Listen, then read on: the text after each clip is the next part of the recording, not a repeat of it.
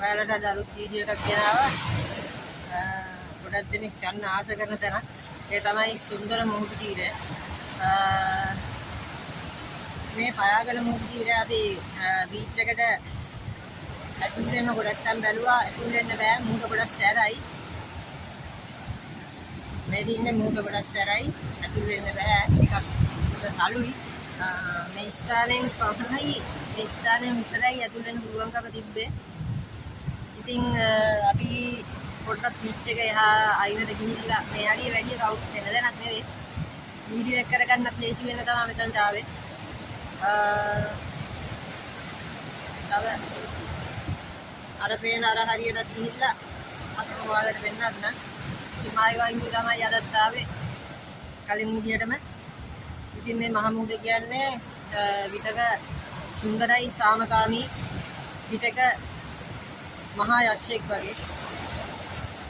ඉතින් ඔයාලට පේන්න ඕන මේ දින විදිය කොහොමද කියලා. මේ පැත්තෙන් පෙන්නන්න. අර පැත්තේ වෙරළ හොයා ගන්නවත් නැහැ. අද ගොඩක් සැරයි මොකද මේ දවස්වල. ඉතින් මේ සුන්දරත්වය විඳින්න එන්න අපිත් එක්ක එකතු වෙන්න කියලා මම ආරාධනා කරනවා ඔයාලට. ඉතින් එන්න අපිත් එක්ක එකතු වෙන්න.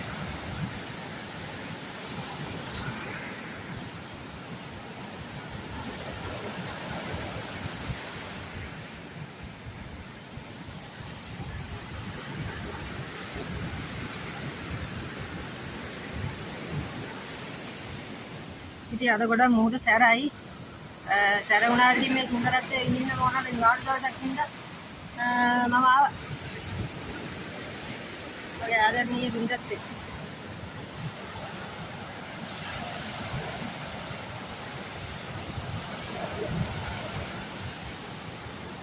අර ඈතින් ගල්පරයක් පේනවා. ඒ හරිය නම් යන්න බෑ. කොහෙත්ම යන්න බෑ හරිය. ඒ හරිය තනිකරම මුහුද රළුයි. සැරයි. මේ හරිය තමයි යන්න පුළුවන් දැනකට තියෙන්නේ.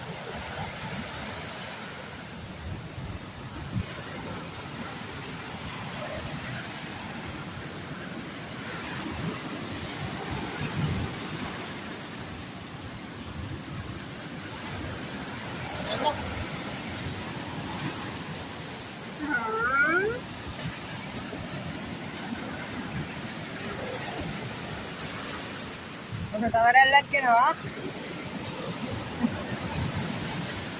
ඔන්න ඒක නම් ටිකක් සැරයි.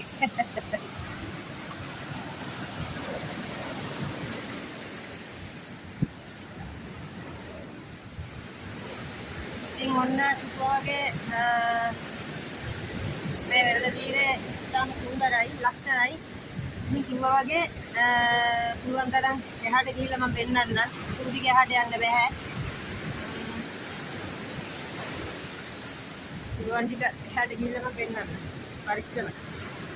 සේෆ්ටියක් තියාගන්න.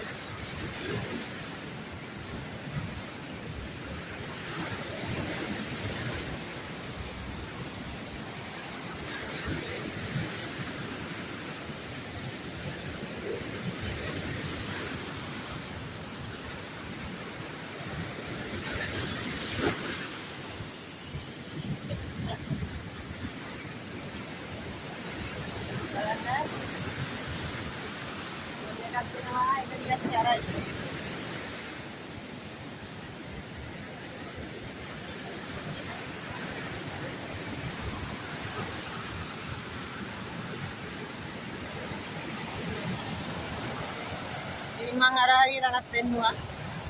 ඒ හරියටත් යන් ඉන්න බලමු.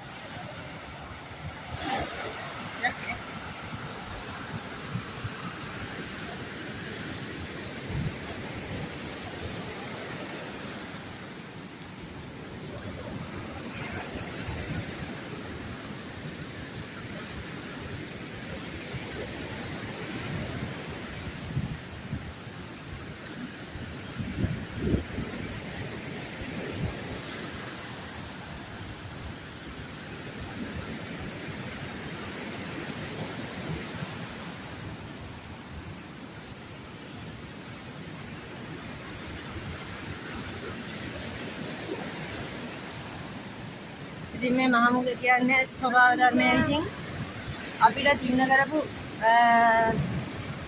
ඉතාම අරුම පුදුම දෙයක්. මේකෙන් අපිට ගොඩාක් ප්‍රයෝජන තියෙනවා. මේ සුන්දර වෙරළ ජීවිතය අපි රැක ගන්නවා.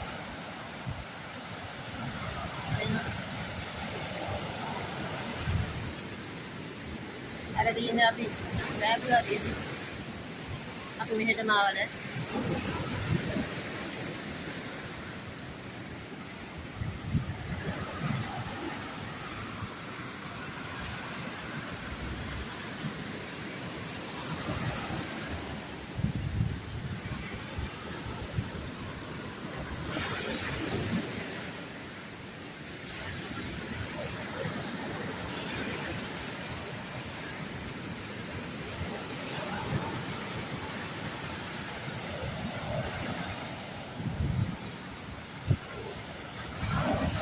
ඔන්න ලොකු එකක් දෙනවා.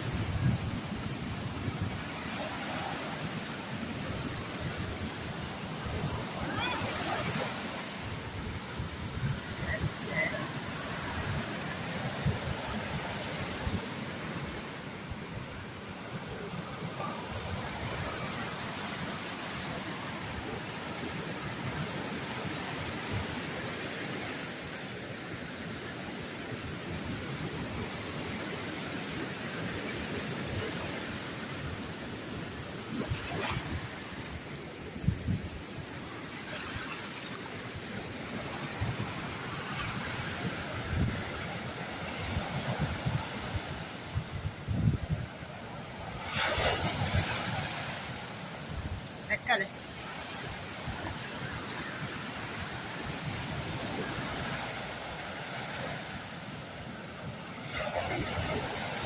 මොකෝ?